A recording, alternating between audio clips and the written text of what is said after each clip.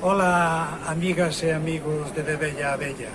Nesta quinta entrega quero convidalos a tomar cualquier coisa, algo. E podemos empezar por tomar un café. Se pedimos un café ou un café con leite xa nos entende, pero podemos afinar un pouquiño máis. A ver, unha bica ou cimbalino é un espresso, normalmente máis curto e forte que o de aquí.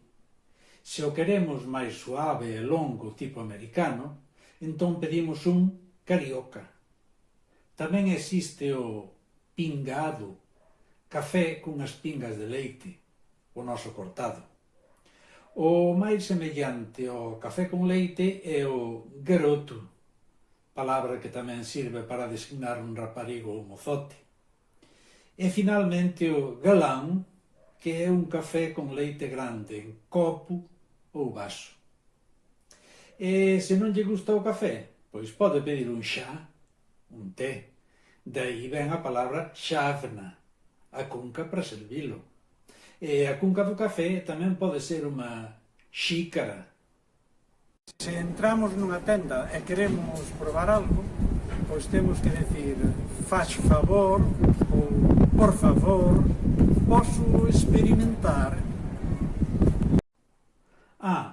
E se nos pincha unha roda do coche, un pneu, igual o temos que levar a unha oficina, taller de reparación, porque onde se arranchan os papéis e solicitudes é un escritorio.